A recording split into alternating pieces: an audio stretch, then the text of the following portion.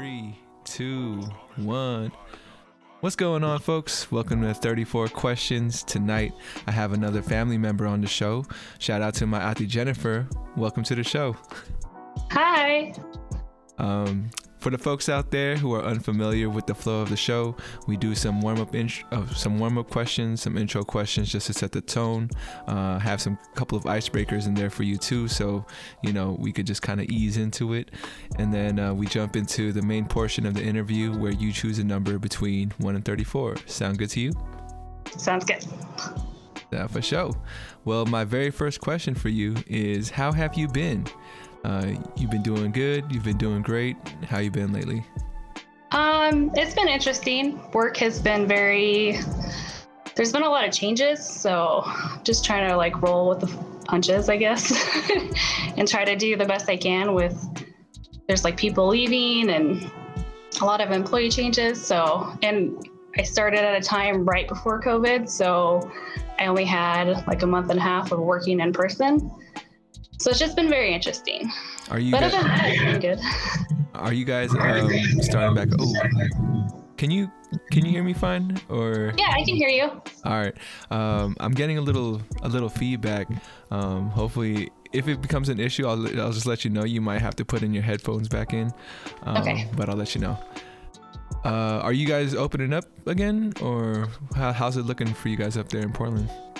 A lot of places are. I thankfully was asked if I wanted to come back to working in person, and I thought about it, and just with the commute, I live very close, but it's such a hassle that I told them, if I can work from home and just come up, once in a while when I'm needed, I was I would prefer that.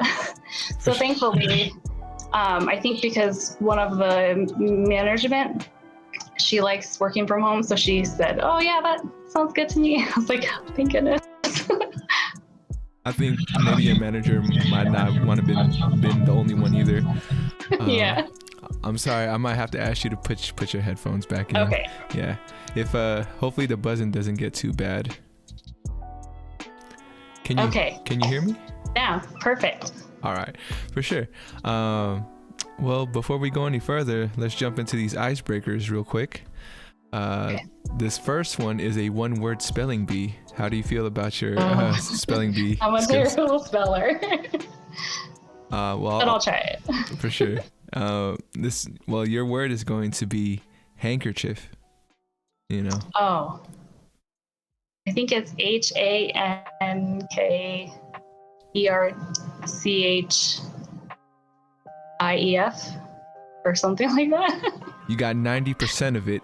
You're missing. Oh, okay. You're missing one letter. Yeah, handkerchief. Oh, the D. Give me the whole thing. Give me the whole thing. Oh, HANDKERCHIEF. Correct. I was gonna spell chief, and I was oh no, CH. Sorry. Well, you got it. I'm tired.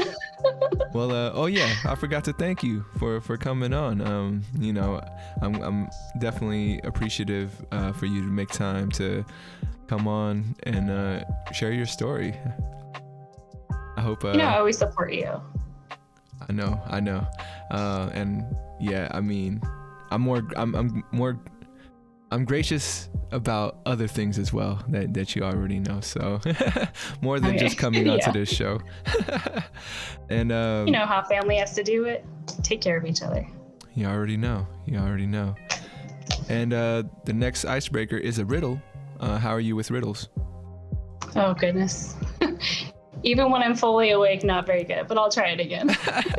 This is the last icebreaker, and then we'll move on. This one is, what would you find in the middle of Toronto? You kind of got to think outside. Canada? You got to think outside the or box in Canada? little bit. It's not Canada, but outside of the box a little bit. With riddles, it's not the obvious choice sometimes. The letter O? Oh, nice. You got it. Is that right? Yeah. Oh, good. I was wait. In the word? Did that help? That's the first time ever. Well, bingo. You got it. Sounds good. See, good start. Always. moving on to the warm-up questions. The first one is, what would you like the audience to know about you? I'm a little, I guess you'd say, kind of weird and quirky because I don't do things all the time like everyone else in my similar situation, age or gender, but I try to mean well with people around me. So even if I'm mostly just entertaining and make people laugh, then you kind of got the idea of who I am.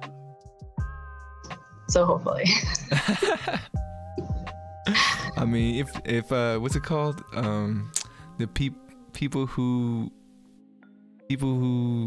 don't mind matter. People who matter don't mind. You heard that? Exactly. Yeah. That's kind of how I try to go through life. I dig it. Would you say you've always been quirky and weird? Like, when did you realize it for yourself that, like, I don't think I'm like everybody else? Well, I was very quiet when I was younger, and around age 21, I thought, well, why can't I be loud or, like participate more and engage? So ever since then, I've kind of just I definitely push myself like outside of the comfort zone, and I try to do things I normally say no to. And I feel like that has definitely shaped me to be a little bit more, just do what makes me happy as long as I'm not hurting someone else. So I feel like I say things that are kind of weird sometimes and people are like, what? But at the same time, some people laugh. So then I'm like, yes, at least one person likes it. So I just kind of validation. Go with that. Yeah. And I think it's good. You have to go on that journey if you're, like you're a certain way when you're younger to when you get older. And you can just kind of realize the person you want to be. So I feel like I've definitely changed.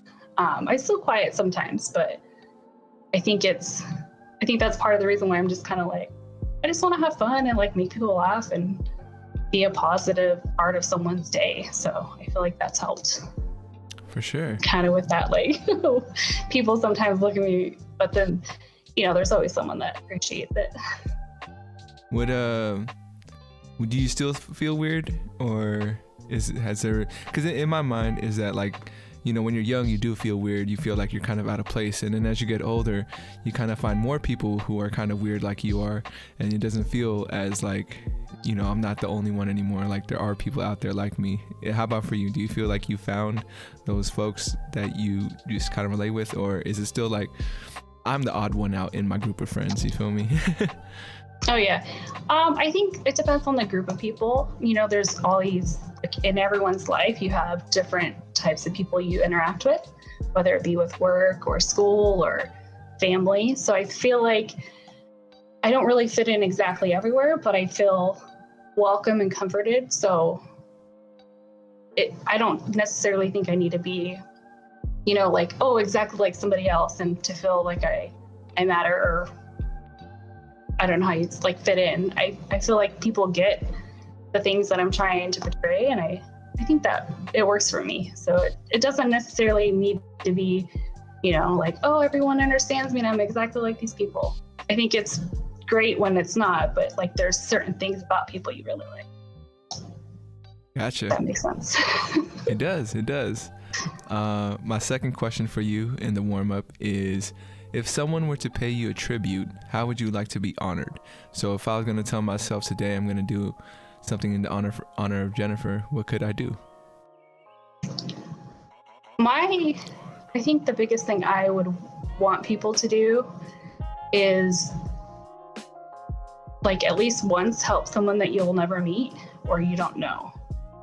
I feel like I was lucky in high school. There was a blood drive at my school, and I donated one time, and then I didn't think about it for a few years. And I saw a commercial, and there was these two cute little girls playing on the beach, and they're like, because of a donor at, the place, they're like, I'm able to have, like a fun life. And I was like, oh, that's deep. Like, it's to people that I'm never going to meet, and I don't even know, but you're able to help them.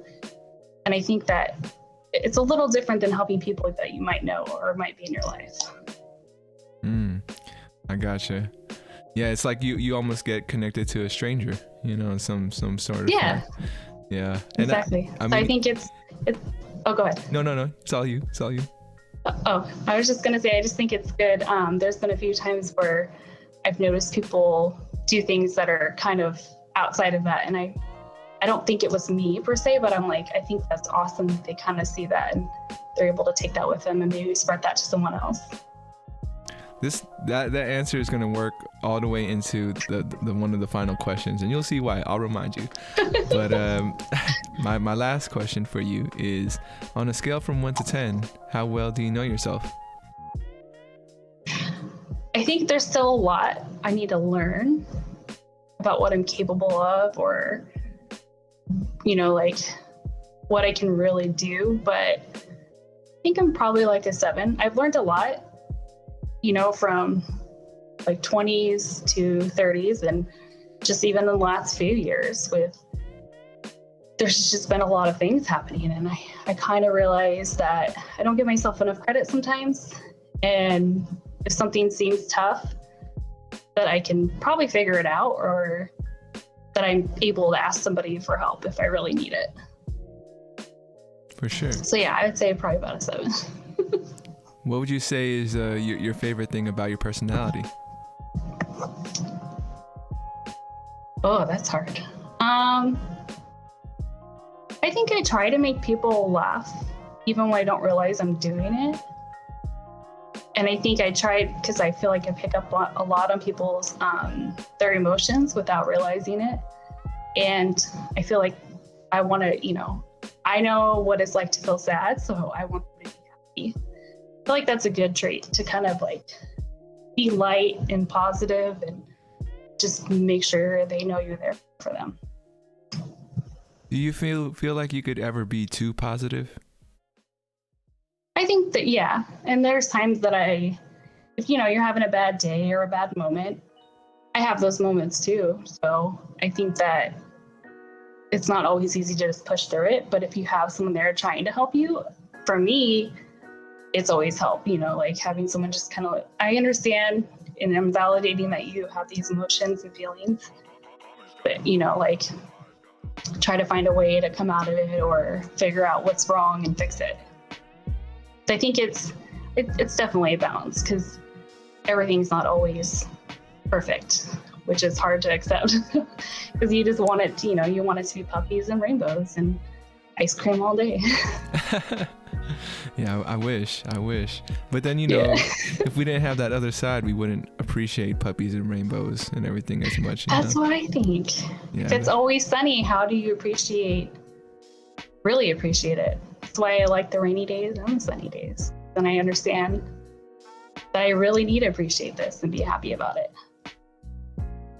You ever heard that saying that, like, I guess pain really only lasts 9 minutes, and anything past 9 minutes is self-inflicted? Like, it's because we want to feel that pain, or we we ruminate on mistakes and thoughts. Yeah.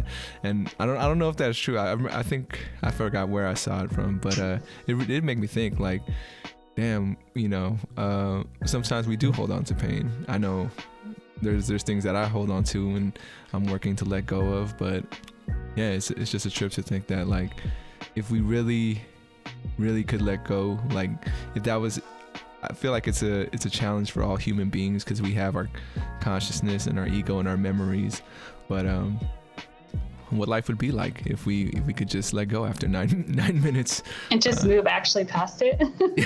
Yeah, I haven't heard that, but I agree.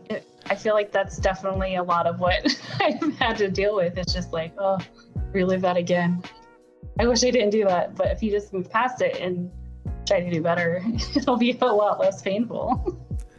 Yeah, I mean, it's a challenge, and if someone out there knows the secret or how to deal with it, let me know.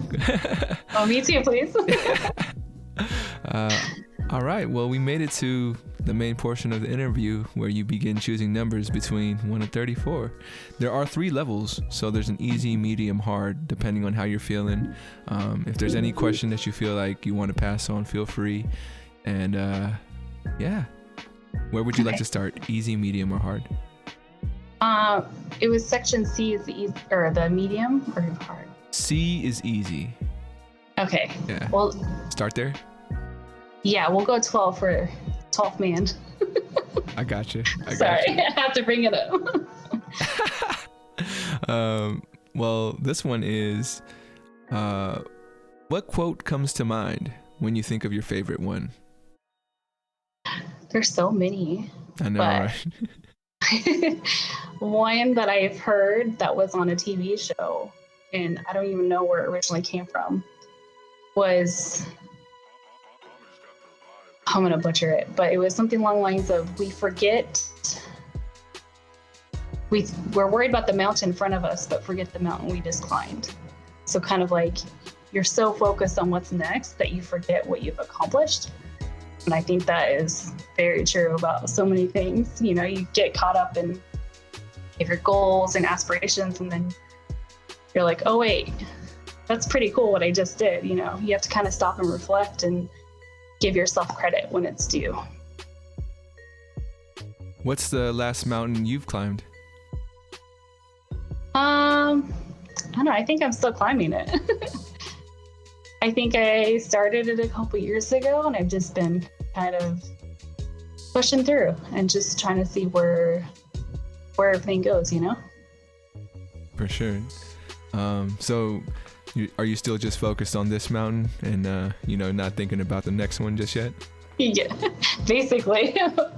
I'm a little tired, so I'm like, let me just get to the top. And then if I start going down the other side, I can kind of be a little excited and looking forward and back just to see where I'm at.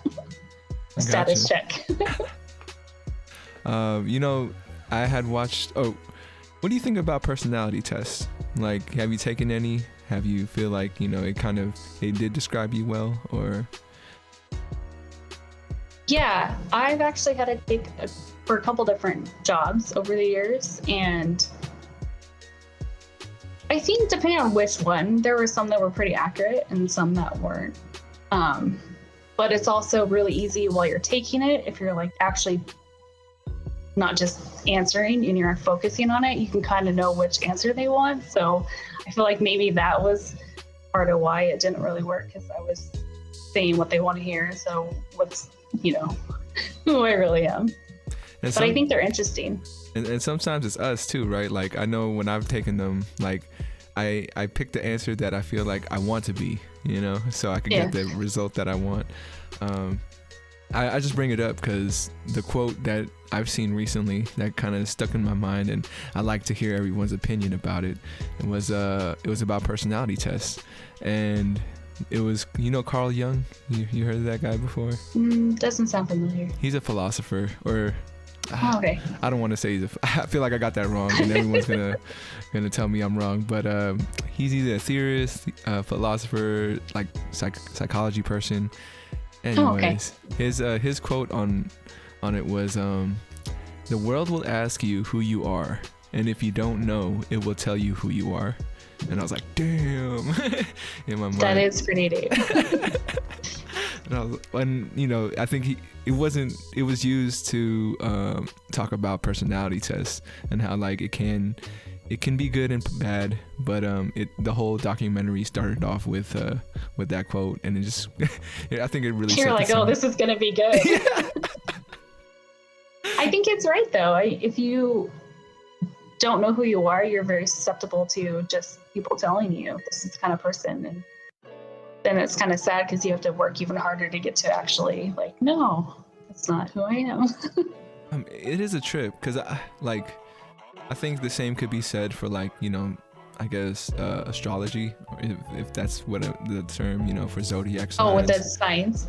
Yeah, because I mean, people tell me, the description of what a Taurus is, and I've read it too, and I'm like, yeah, that sounds like me, but I also haven't taken the time to read every single description of every sign, and at that point you kind of feel like, oh, well, I see myself in every sign.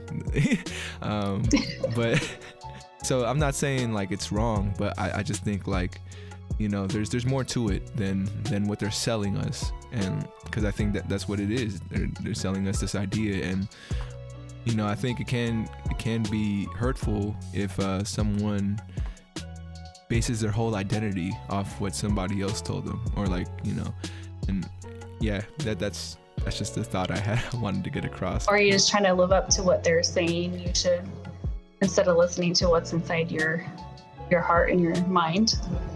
Yeah. That happens. I think that happens a lot with kids and parents wanting them to, like, I want you to be this, or structure your life this way, or do this or that, because these were the same mistakes I made in my younger years, and they don't really give them the chance to be and grow who they need to be, like learn the lessons they need to learn and find out who they really want. So maybe that's why it takes some people so long to find that out, until they can get away from the little voices in their ear, Yeah. And I mean, it's funny, you brought up, like parents trying to tell kids to learn from their mistakes. That's probably one of the most frustrating things about being a parent, right? It's like you see your kids following your same path and you're like, don't do it. Like, I'm telling you right now, it's not good. But then you got to draw yourself back and be like, well, they got to experience it for themselves. It's not going to, the lesson isn't going to hit the same if you just keep telling them. Which, I think I'm not a parent. I don't know what parenting is going to look like, but I could see myself having that internal struggle. Yeah, the internal struggle of like, do I want to be the asshole and like, just force this lesson down their throat because they tell you you're not going to realize until you get older, like the lessons your parents teach you. Yeah, you want to protect them. Yeah, but we'll see. I feel like that's probably one of the hardest things about parenting, would be like trying to find a balance of not, like creating the same mistakes you might have went through with your parents, but also you want your kid to be happy and healthy. So maybe that's why I don't have kids yet. I don't want to be like, no, I'm going to pull my hair out. I mean, it's an interesting, it's one of those pills that are interesting to swallow. It's like, I don't know how many folks in our generation just kind of feel that way. Like, maybe I'm not cut out to be a parent, but we have that like natural, I guess, need and want to be a parent, right? To like, raise a new life up and everything. But I don't know. I feel like there's a lot of folks around our age that are choosing the other side. Like, maybe let me just focus on making the world a better place for other people's children, or other things like that. I don't know. That's another, I guess, internal struggle that I haven't put too much thought on. But I guess the older I get, the more I think about it. Oh yeah, don't worry. I feel that way too. People, especially with, like friends or family, they'll say like, are you not married yet? Or, how many kids do you want them? Like, but my timeline is not the same as your timeline. That was great for you and your decisions, but I don't, like, there's so many different kinds of life you can live. You got to remember you have to do what's right for you. As long as you're not hurting someone, you have to put yourself first. Yeah, I guess my biggest thing is like, I just hope that person isn't hurting themselves, in the way of like, yeah, it's hard to live a different life than the people you're around sometimes, because it's just a different level of, I don't know, it's a just different place in life, even though you're around the same age as other people and everything. But like you said, everyone's timeline is different, and we just gotta kind of find the comfort in like, we're doing what we want to do, Yeah. All right. I think that's something that's very important that people forget. Which part? Just that you can't base your life and your decisions off of someone else's. You have to remember it's different for you. Yeah. Are you I forget, are you big on social media, or not so much, right? Not really. I have Snapchat just because I get points and gift cards. And I mean, I used to, and then I didn't like what it was doing to me. I just kind of, I got in that of like always wanting to check it and, you know, trying to see what other people are doing. And I was like, but if I'm focused on that, then how am I focused on my, you know, like I need to focus on myself. And I feel like it just wasn't good for my mental health. I was like, it was great to see family, but then I was letting other stuff in that wasn't family related or friends. So then I was like, oh, I need to get rid of this. Yeah. I was like, I don't think this is good for me. Yeah, I mean, I would rather not, but because I'm trying to do all these things, I have to kind of be on it. Yeah. And one feature on Instagram at least, and I'm not like trying to hate on anybody, but you know, there's like a mute function where you can kind of like hide people's posts or you don't get their updates anymore. And that's something I've been leaning towards, at least whenever I catch myself with negative emotions where I'm feeling like, why am I looking at this? It's not adding value to my life. I want to show love and like, yeah, I like what you're doing, but I don't need it thrown in my face all the time. So that's just like, I think other social media outlets are doing the same thing, but yeah, no, I feel you on that. Well, it also it would worry me that like I'm going to post something and then wait for somebody to validate me. I'm like, validation's for parking, you know? Like, if I am happy with it, then it doesn't matter that no one else knows about it, you know? Like, I don't know. I got to the point where I don't want to like post every 5 minutes about something. I don't think anyone needs to know all of that.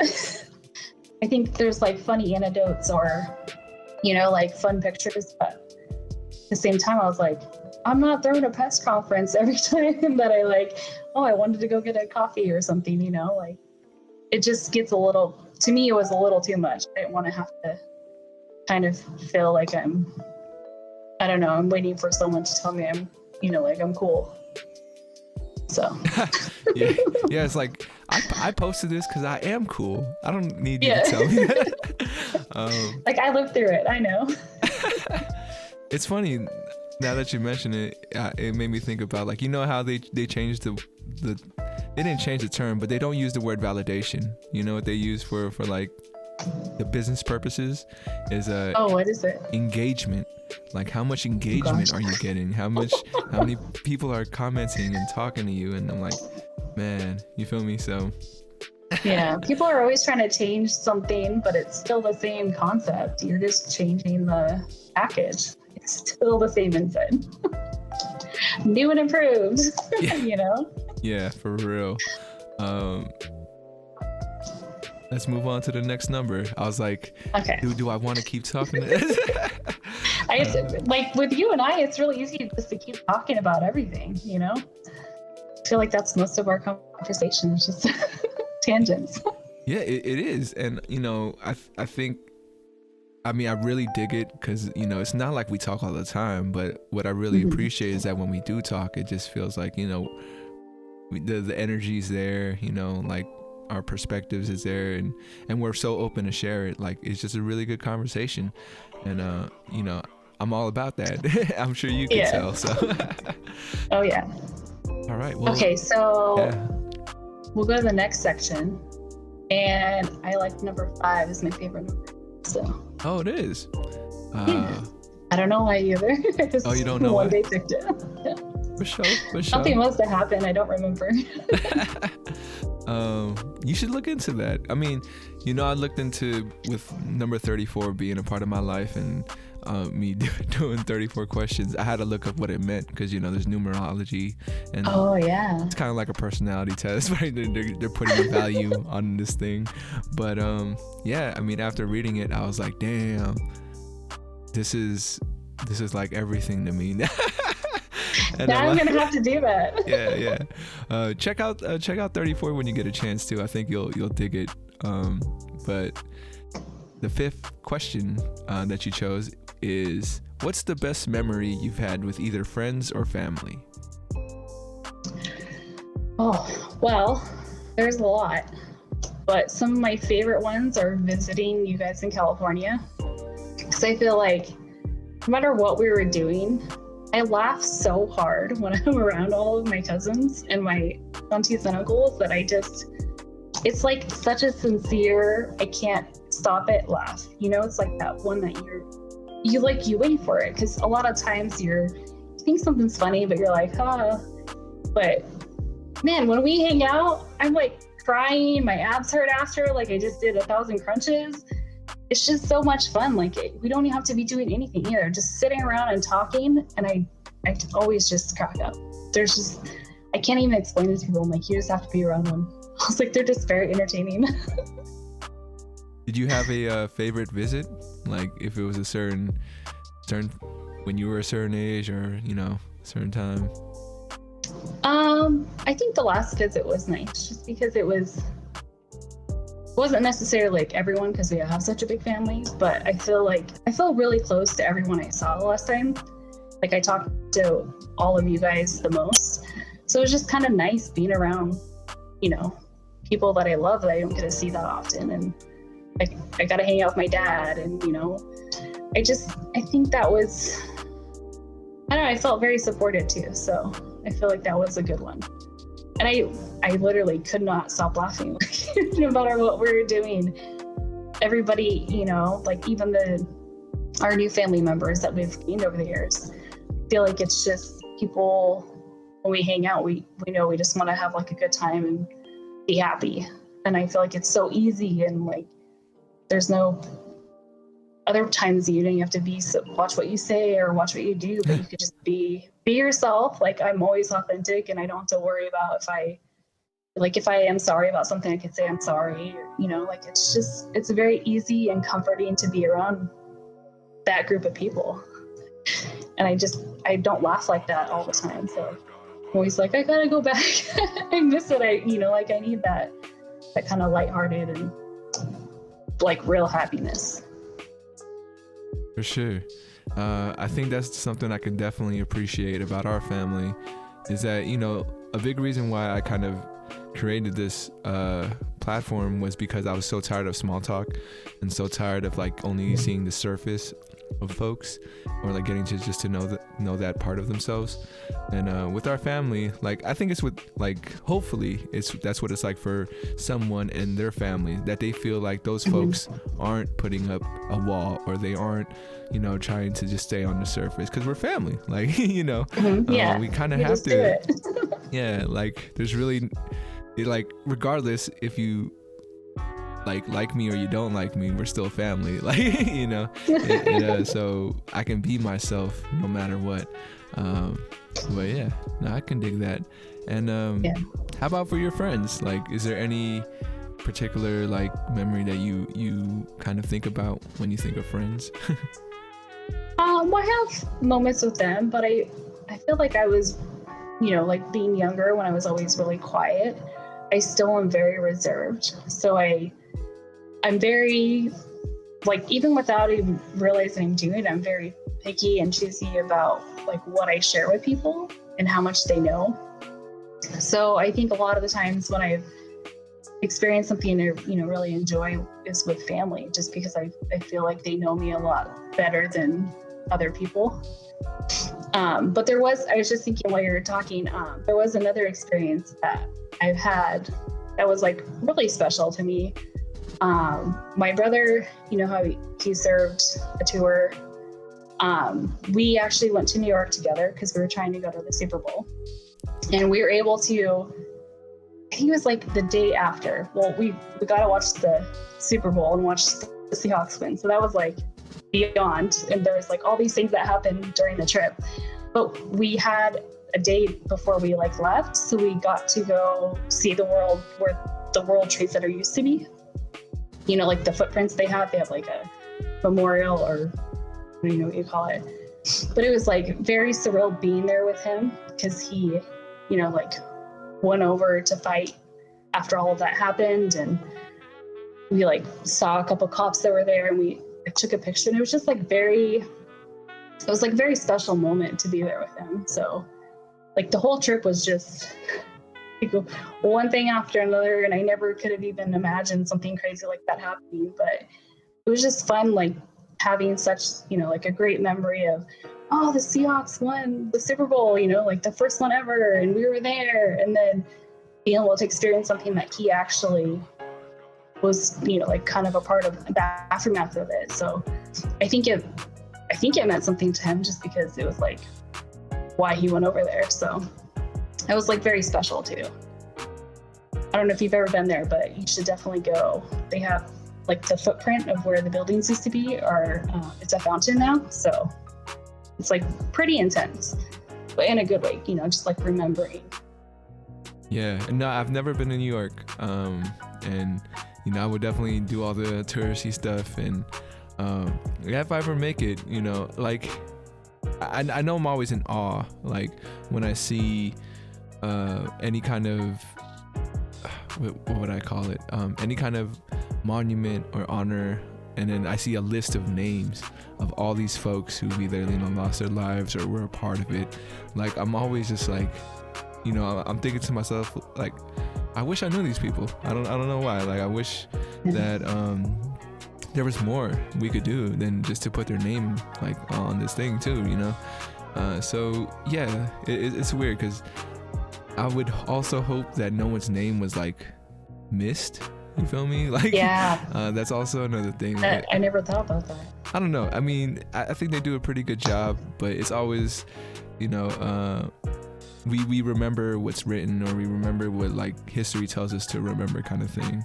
And when I think of like just in general, like, I feel like we have a list of all the soldiers that passed, right? That go out to wars, but then, who has a list of all the folks that passed because of the war? Like, I don't know where that is.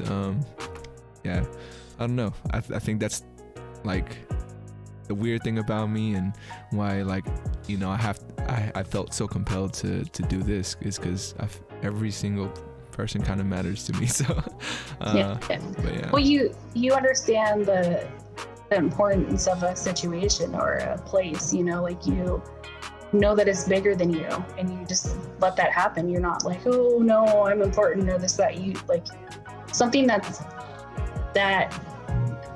it's just like hard to explain. Like it's a bigger thing than any of us, and then you see like every name that's engraved in there, and you're like, wow, those were actual people.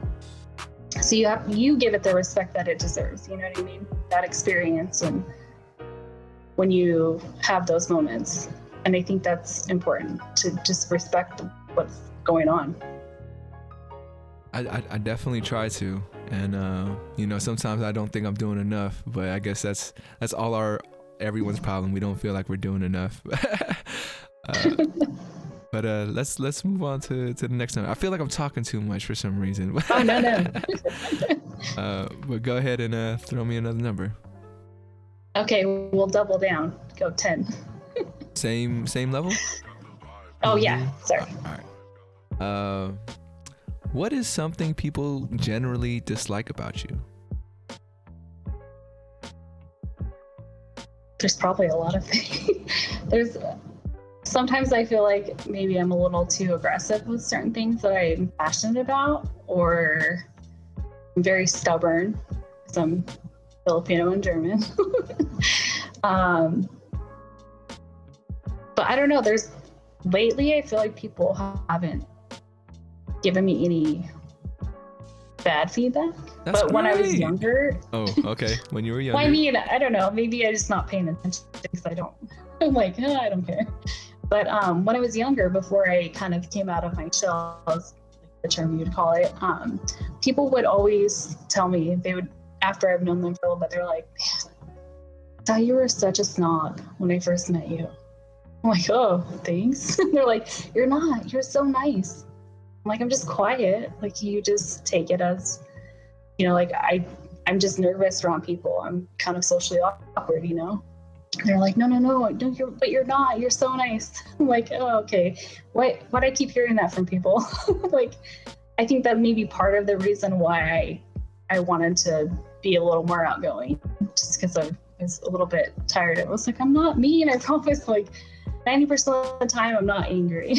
I'm just trying to have a good time. And sometimes I'm just quiet because I have a lot of thoughts that are going on in my head. So, but that was always a big one. Would you consider yourself an overthinker? Yes, very much so. And I don't know why. I feel like maybe I've gotten better at it just because I'm very aware of it, but my mind doesn't usually stop unless I like make sure, I take melatonin and go to bed. It just doesn't, it'll keep on going. And I don't know why. I don't know if it's just the world we live in where we're constantly inundated with information, but definitely overthink. Would you say it's been more of a gift or a curse? I think it's 50-50 because sometimes, you just want to stop and just enjoy what's going on. And sometimes I think it has stopped me from making worse decisions. So, because I'm usually just a fickle pickle about everything. So like whether it's like what I want to eat or if I want to buy this top or like where I want to live or if I want a new job, and I'll just go back and forth for so long. So I think it definitely makes sure that it'll like catch me from being too spontaneous and like wasting half of my money or something, something like that, where I'm like, oh, let me go buy a boat. I don't have a way to tow it or where to go, but I'm gonna buy a boat, I feel you. I'm gonna throw you a curveball right now. This is a question. I don't know if you saw the curveballs at the end of the thing. I think you did because you said you read the whole thing. But this one is going to be one of the fill in the blanks, and it is I'm too young to blank. I'm too young to be this tired all the time. You been feeling tired a lot lately, or just working hard? Yeah, I think it's just everything that's been going on in the world. I always still get these like bouts of where I'm so exhausted, even though I maybe just ran like one errand where I just have to take a nap and recharge. But I'm in my 30s and I feel like I'm 90 sometimes because I'm like, I just want to stay home and sleep or, like read a book or watch a movie. I don't want to be out there lollygagging around. Yeah, it feels like we're not doing enough, right? Yeah. We gotta do more. What would you say is like, if you were gonna say there's one issue that the society needs to focus on, what would be that first issue? How we treat each other. I feel as though we have all these other things that are trying to hurt us and kill us. There's natural disasters and there's disease, and we're treating each other so horribly for no reason. And it's frustrating that you don't have to act like that. Everyone can just be nice, and it would be easier to fight against all the other things that are going on. Because to me, it's sad that something terrible has to happen, like a tornado or earthquake somewhere, something terrible for people to come together. We should be able to come together and accept each other's differences and just keep building kind of what we've already been building all these years, like because of differences we have amazing technologies and advancements in the medical field. I think that it's frustrating that people still treat each other that way. No matter how many years before us and how many people before us, we've been shown that it just doesn't work. We just can't seem to get it together, and we just have to be vindictive and evil to each other. And I don't understand it. I feel like that would help so much of what's wrong with the world. Not everything, but I think it would help a lot more and kind of get to a point where we don't have to be so, have such devastation. It's definitely one of those things that I don't really get headaches or migraines, but damn, I feel like there's just this thing in my head that squeezes when I think about how why we can't be on the same page, just the golden rule, right? It's so simple, but for some reason, people want to feel like they're better than each other, and want everybody else to know that they're better than that other person. And I don't know, I really don't get it.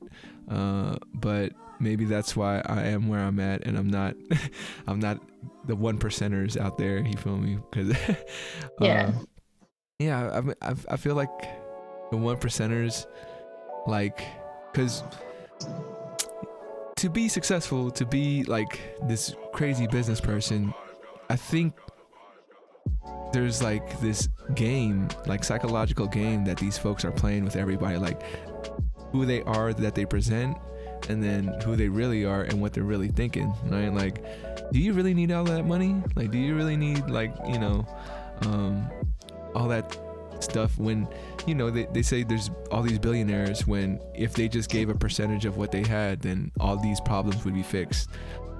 Yeah. I want to believe that, but now that I'm saying it, I feel like it's not even a guarantee, right? Like you just give money, you never know what people are going to use it for. So I feel like my argument is slowly dying right now. But yeah, I mean, I think it would help, but you know, like not just giving somebody something, teaching them as well, because I feel like that's probably part of it. People don't get lessons sometimes, whatever their circumstances, you know, whether it's your parents pass away when you're young, or you're just, you know, you don't have the guidance that you should. So I feel like it's a two-sided thing. Money can help, but you actually have to know what to do with it. It's not just the fix-all kind of thing. Yeah. That makes sense. Yeah. There's this, I don't know, you heard of the UBI, Universal Basic Income, that they've been kind of talking about? No. I mean, probably should. I mean, it's not a for sure thing, and there's a lot of challenges to it. There are a lot of smaller cities that are running pilot programs for it, which everyone are saying, like, it's not a true UBI because it doesn't last forever. The idea is that everyone in America would get, you know, $1,000 a month just because, you know, and there's at least the support for it is like, we give this extra $1,000 to people, then a lot of the stuff that worries them, a lot of the stuff that makes them feel trapped or makes them feel like depressed, it goes away, because then all of a sudden you have options. You have, you know, what would you use that $1,000 for? You know, some people for their kids, some people for their hobbies, maybe start a business, and like it just like rejuvenates our economy and Americans in general, right? Like everyone's like, oh, now I can do something. Yeah. So yeah, there's programs like that right now in different cities. Out here, I believe it's in Stockton, California, just a small city, but like the things that they're seeing coming out of it has been pretty positive. Like people aren't using it for alcohol and drugs and stuff. At least that's what the statistics say, and I don't know how much. Like a majority of them aren't. Yeah, but maybe one day, I would love it. I think that's, you know, like you have to walk a very fine line with that, and kind of that idea of just giving everybody a participation award. I think it's great to help people, but I also think if you don't understand the importance of working hard for a goal you have, then you're not really going to appreciate it or learn from the whole situation the same way you would if you worked for it. You know what I mean? So like we were saying about the rain and the sun, like you can't appreciate how good something can be if you didn't have the, you know, like the sweat and tears to go into it. Because I know, like big things that I've had happen where I've actually worked for it, I feel a lot different than if something was given to me. Like my first pair of fancy shoes that I bought, I had worked, and I was like, oh, I can't spend that kind of money. And then, no, I'm going to. And I bought them. I was like, yeah, I did that. Like I went to work and I did what I was supposed to do, and I saved. I was like, that feels good. Like when I wear them, I'm like, yeah, look at my fancy shoes. Someone didn't just buy them for me. Like I went out and I did what I was supposed to do. And I think it's good to help people, but it's also good that they learn to work hard for things as well. You know what I mean? Like you have to have a balance with everything. Balance of everything, because you actually made me think about, like, maybe us, if UBI were to happen, the folks that lived without it would feel like, okay, I appreciate this. But then you have that next generation where that's all they ever had, and they're like, oh, it's cool, I get $1,000 every month anyway. Yeah, they don't even get a tag because they're like, well, it's already coming. Yeah, it's a balance. It's a balance, and I think we're a long ways from that happening. But man, if it does, I think I think Americans would be feeling pretty proud to be American when that day comes. Yeah. We'll I don't know. I think that's a tough one. Like it's easy to do something on a small scale, but when you try to make it as big as they want, that's rough. Like, oh yeah, it's harder. we can't even decide which direction to go in right now, regardless of like the money. So, yeah. Just a heads up, we have about 10-15 minutes left in the pod. Oh my gosh. I know, it flew by really quick. Just want to thank you again for stopping by. Hope you're having fun. Oh yeah. I didn't realize it had already been an hour. For sure. Let's go back to some more numbers. Would you like to stay in the middle range, or maybe, We'll go in the deeper questions. All right. What number would you like to choose? You got 5, 10, 12. We'll go 21 because that was a good age for me of realizing things about myself. Word. What's the last sign you saw? Like, when people say, I'm looking for a sign. What's the last sign you've seen for yourself?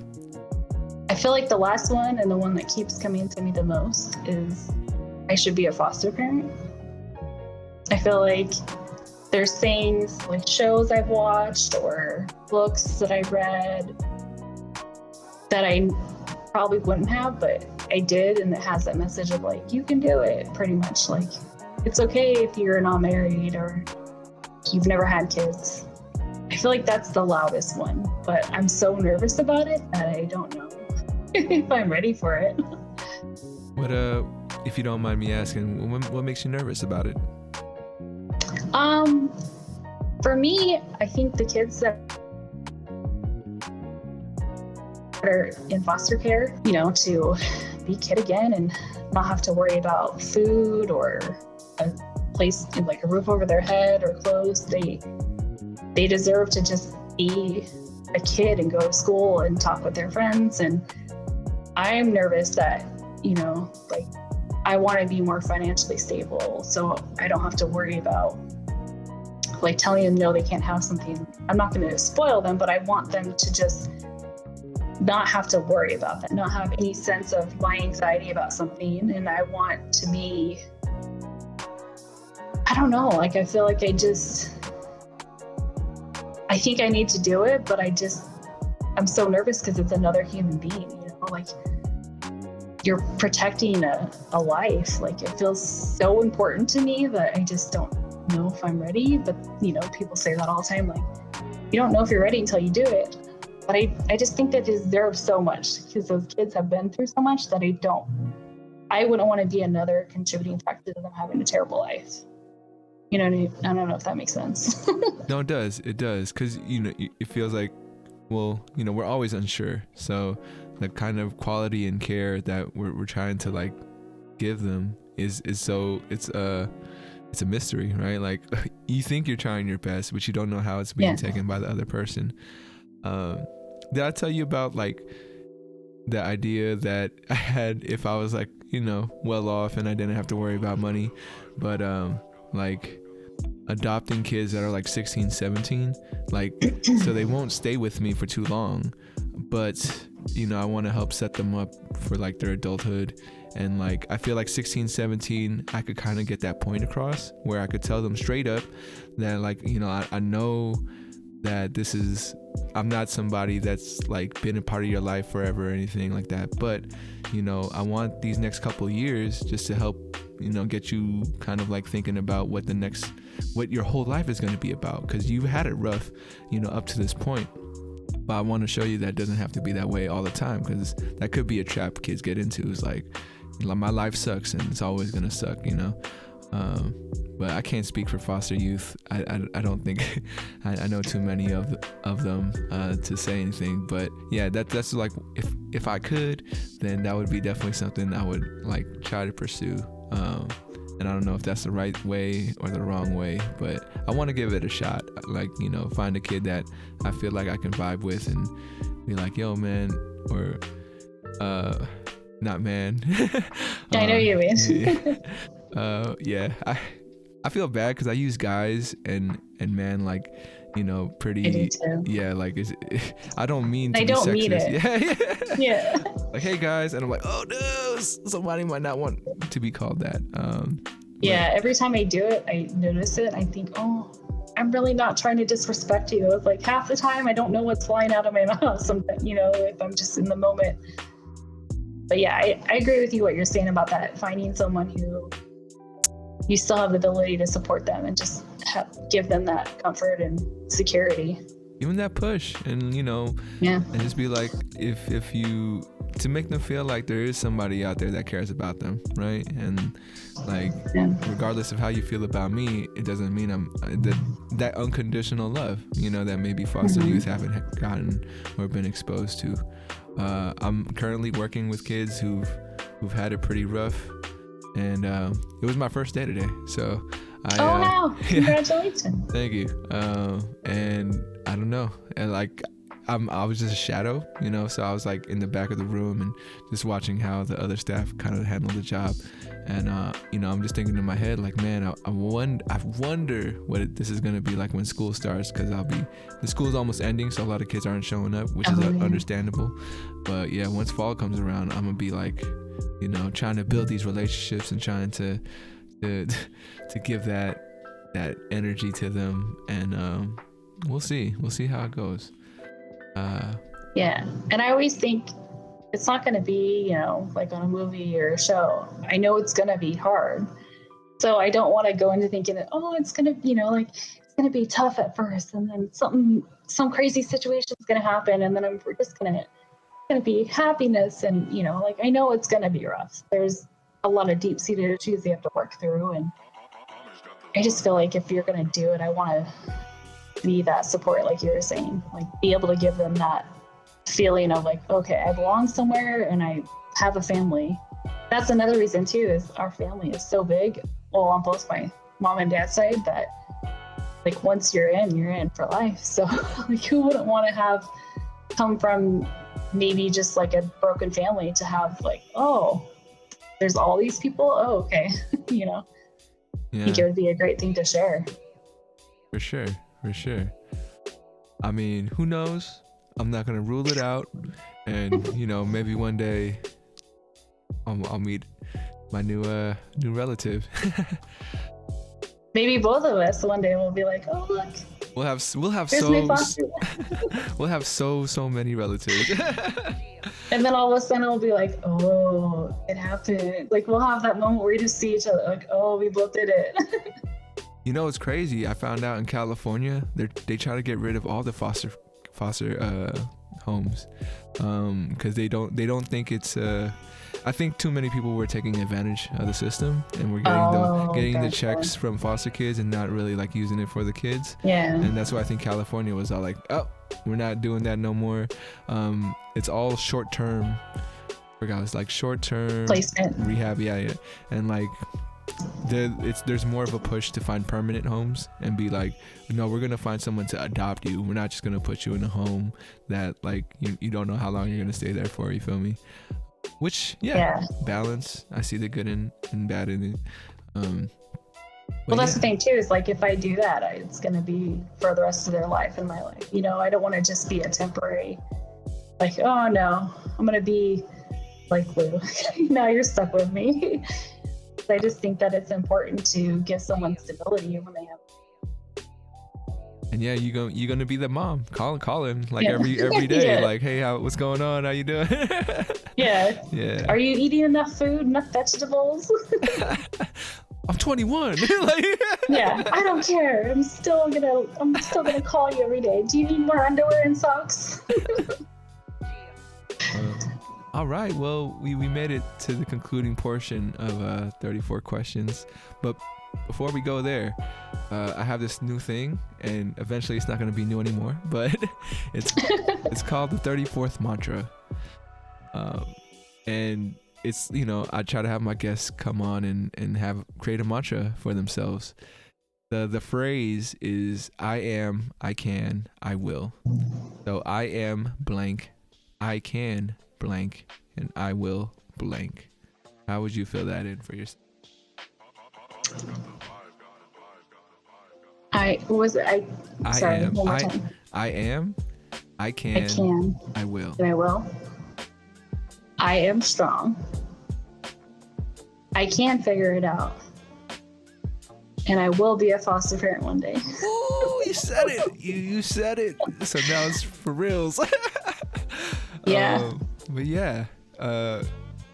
See, now I have to do it. Well, no pressure. No pressure. No pressure. Yeah. Just don't post this anywhere, and no one will ever know. You'll have some time. This won't be posted for a while, but you could change your mind and tell me that you changed your mind. But if you ever needed it's in the universe now. In the universe, and if you ever need a reminder, you'll have that little recording of yourself, just to boost you up again. No, people holding me accountable. That's what I need in life. Honestly, that's what I need. Yeah, I mean, that's tough too, because even when I try to ask people to hold me accountable, it like ends up being my choice. Yeah, you're like, that's not what I needed. That's what I try to get people to do too. I'm like, just tell me, it's okay. Like, I'm asking for you to do it. Yeah. All right. Well, concluding portion. This next question is from my previous guest. Shout out to Kara. Okay. And it tied in. Hi, Kara. It tied in all the way back to that beginning question, but it is, if you could start a chain reaction, what would you start? Like, if you knew you could. Definitely what I said. Like, just having people realize, if you just help like one person that you don't know or are never gonna meet, what kind of difference that would make if we all did that. Like, instead of posting that one selfie, just do that, and just see what kind of world that could, this could be. Sure. And I think you've already started that. You feel me? I hope. I mean, the thing you did for my mom definitely, inspired me to do all things too, because sadly enough, I couldn't get myself to do that stuff. And, you came through and did it. So it was definitely inspiring. So it's a 5-year goal that came true. You don't know how great that was. Like, it's a win for everyone. Yeah, no, it definitely was. And can't thank you enough. My next question for you is, what would you like to ask the next guest that comes on to 4 questions? Does it have to be a deep question, or can it be a fun question? It could be light or heavy. It's all up to you. Okay, because lately, I've always been interested in food because it's one of my favorite things. But what is your favorite dish of all time? All time. And then I have to watch it because I want to know. I want to try it. That's a good way to do it. Good way to do it. And yeah, if you want to know who Kara is, who asked you this question, her episode will be right before yours. So okay, perfect. Yeah. She actually has her own podcast. It's called The Conquest of Bliss. Oh wow. Yeah. If you want to get to know her more, check her out. Check out Conquest of Bliss, because she was really dope. And yeah, when you see the episode, you'll probably like understand, like, oh yeah, we could super vibe. Have you met her before? Was that the first time doing the interview? It was the first time during the interview. Uh-huh.